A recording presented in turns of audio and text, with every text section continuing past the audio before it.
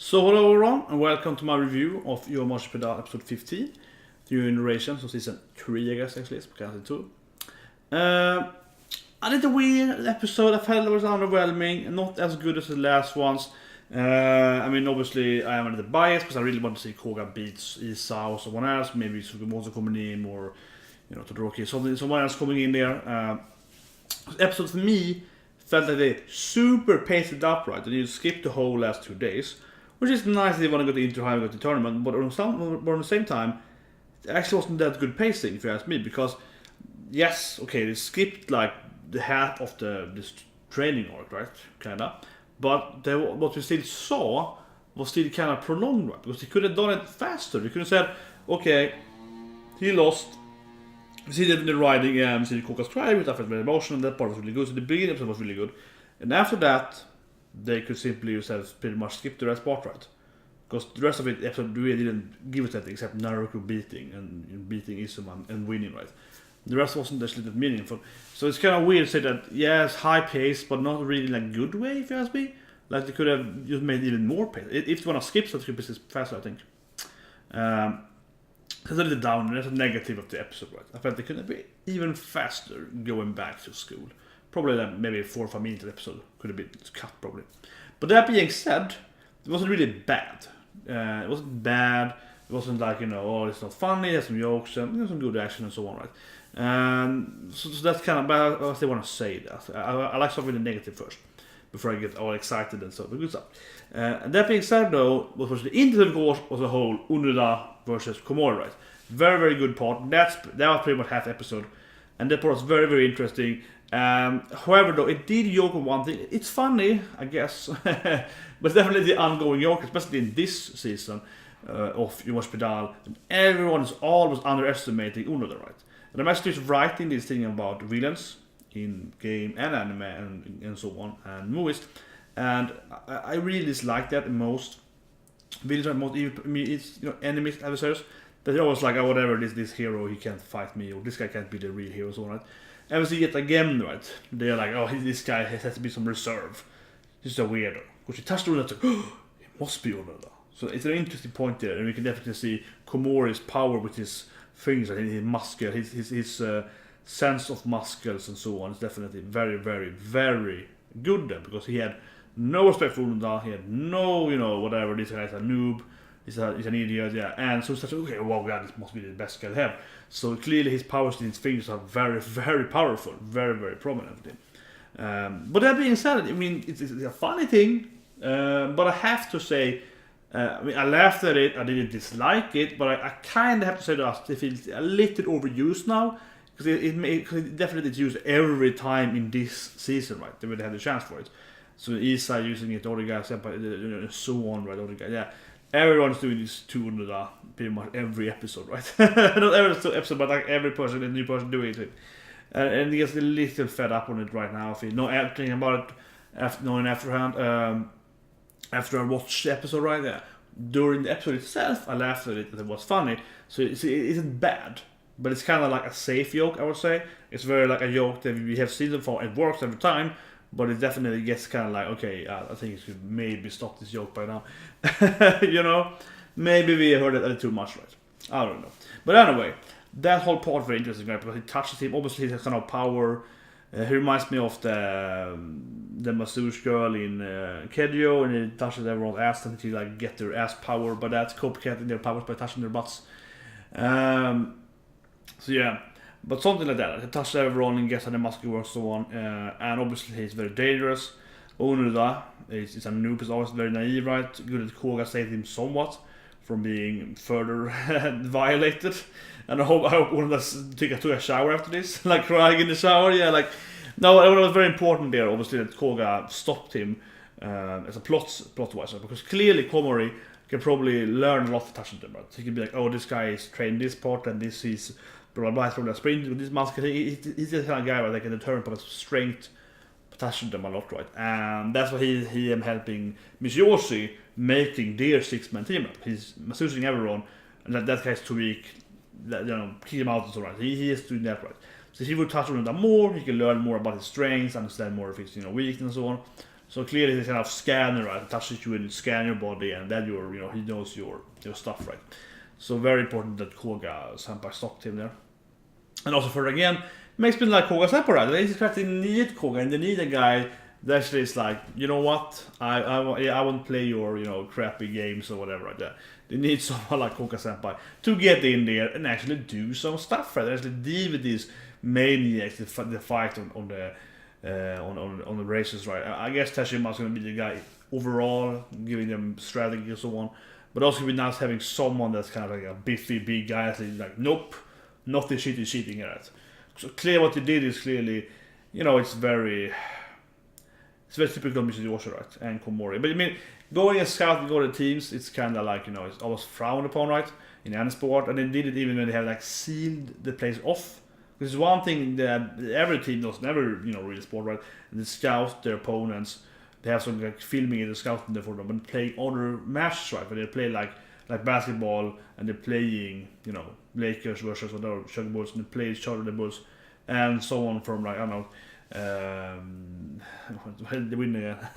But yeah, they fight each other, right? And then all the guys filming it on the side, right? That is fine because it's a public event and so on, right? And it's always like someone else doing it, and it's still kind of frowned upon, but everyone's doing it, right? But this going to someone's like private training facility when they rented that, and like that is absolutely, it's probably even illegal. I don't know too much. It's probably even illegal in the US or something. Probably like, definitely some kind of privacy. Definitely. You don't do that. Right? That's something that only Michi also does, right? A douchebag of the anime, of this anime, yeah. And the guard, obviously he was horrible, not stopping them and so on. He didn't just job for a second there. The thing about it, that was a little interesting there. A classic Michioshi being like, oh, but my taxi, I took a bus, and taxi, this and so expensive, and doing all that crap, right? Classic. To scout them out, of course. Looking at the different teammates and so on. Which is something that you wish that the other guys would do, But at the same time, they are our heroes, they are our main characters, they're good guys, so I guess they don't do it, right? You kind of wish that Unoda Teshima probably more, that he would go and scout their opponents, right? That he would go scout like Hakone and whatever the other teams are, like obviously Micho's team, but Fukushima, but I mean also other teams. So they would go and scout those teams, and they actually have a lot of Koais now, there are a lot of juniors now, right? Or they will send them out and say, you know what, go and like look at their training and give us some information, right? But they don't do it, right? They don't do it. They never do it. Because they're the good guys, right?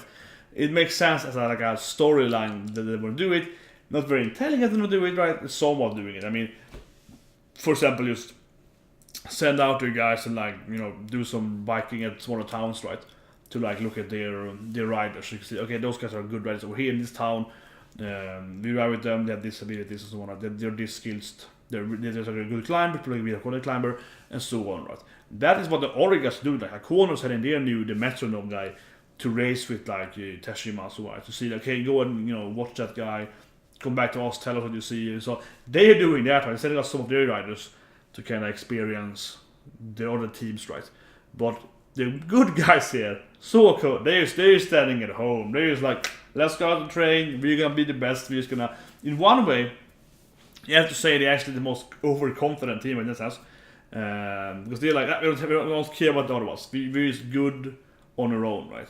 I would say borderline arrogance, right? But they're the good guys, so you say, no, they're good guys, they don't use trickery and, planning, they just like, this fight and they win by willpower, right? It's very kind of classic in that sense, that they aren't even trying, right? I think it's a very interesting episode in this part, in a sense. Because obviously, as they are the main good, forces of good, they're gonna be like, nope, we don't need to know about the guys, we don't need to care about the guys, we're just good on our own, right? Very, very classic. So they're doing that. And the problem with that, of course, is the whole mentality, right? Not problem, but I mean, it's very classic for the good characters, because the Unoda, he can't even fathom that, like, oh god, someone's here scouting me. He can't even understand it, right? And even when Koga is Koga is interrupting them, he's like, well, that plays into my team. That was a great scene, though. When he's like, because Komori didn't lie, he's like, I'm a first year. he's the first year of my team, I don't know his name. But that was great. One of that's like, oh damn it, I can't even remember his face. Oh jeez. What should I do? It's like, empower senpai, become senpai. It's like to immerse them into Maki-san. Like, I'm gonna be Maki-san now. Maki senpai. Yeah. What will you do now? that was great. That was really great. And yeah, I mean, as a storyline, it makes sense though. Like it's definitely in Unoda and the whole team's characterization that they aren't those guys that even think about scouting, right?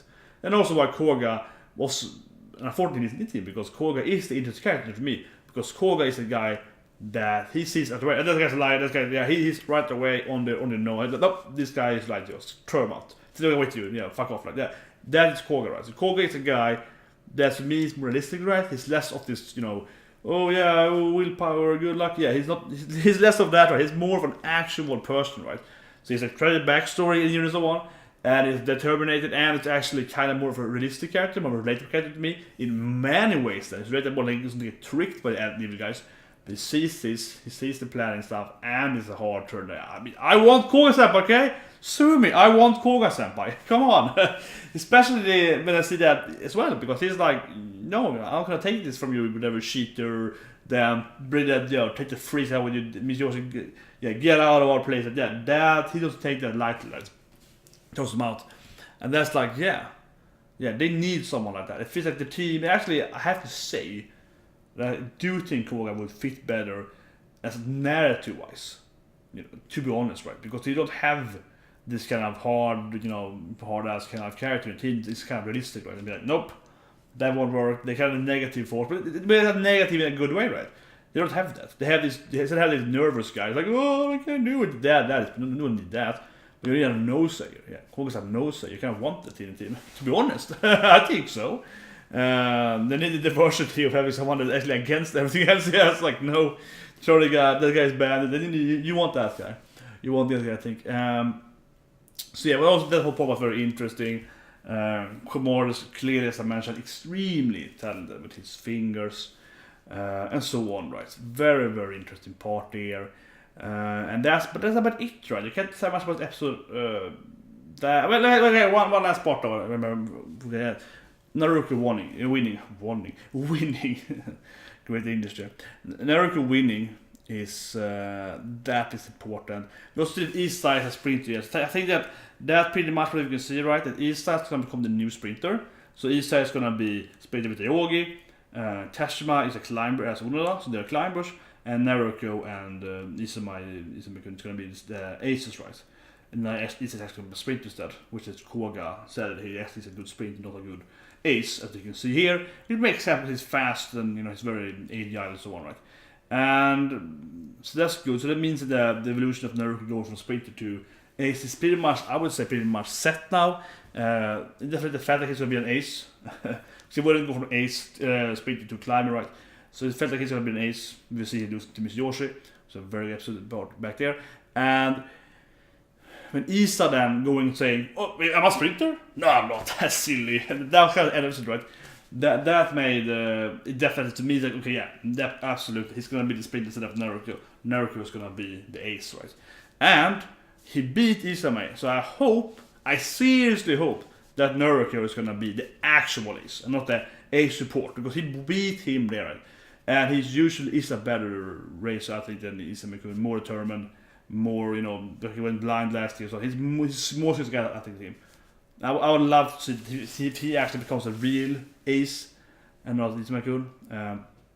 Also, Isame is usually more fragile, right? He's more, he's easier to disturb morality, but with Yoshi and so on. But Naruto is more like, I just want to win. I think Naruto is more simple-minded in a good way. He's like, I just want to be the best, I just want to be first in goal, yeah. And he's the guy, and I think about too, he's the guy that actually has evolved the most of the original guys, right? He's the guy that has been training now for 2-3 months since he lost, and has says, well, yeah, he's been evolving, he's changing, right? Where you see the other guys, like Izumi could have to change all. It's just the all-round good guy, right? And Unoda is trying to be better as well, but they haven't actually, they're probably better, obviously better, but they haven't actually changed their skills. Learn some new tricks, whatever, right? But you see, Naruto is like, I learned to climb now, I can do this now, he won that thing.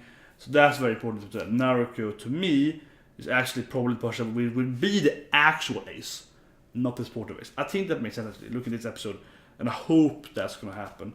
I think that's probably, and I felt like that pretty much the episode ended on too. When Isa said again, then said, "Oh wait, maybe I'm a sprinter." Nah, like yeah, you're a sprinter guy. Koga said it to yourself now, so you're gonna be the sprinter, and you're gonna split place with Naruto then, right? And Naruto probably won't be supported by physical. Yeah, Naruto probably will be a bad support with a good ace, right? But good ace support. So I think that's gonna be how it ends up. Yeah, I think that's gonna be how it is. That's prediction for the general part of the season into high and so on. Probably will change it up. Definitely is that Naruto won't be a sprinter. He's a guy that promised not to be sprinting anymore. He's not going to do it anymore, right? And we see he's changing now. So he's not going to do it anymore. He's going to be a sprinter, that for sure. And I just think it's going to be the actual race, yeah. But we will see. Be sure to subscribe and follow me. We will see in the next coming episodes if you can determine that. That's something I'm looking forward to. The Naruto part was probably it's Koga probably the saddest part the whole season, but Naruto losing was probably the second saddest after Koga this episode now. Or last episode Koga, yeah, this whole Koga thing. So and then we kind of just skipped on that. We kind of just not talk about Naruto, his evolving, his transformation until now, right? So I hope this next episode is hopefully gonna be more about Naruto and not being a sprinter anymore. For hopefully we go into that, yeah. See you guys next week. Have a great day.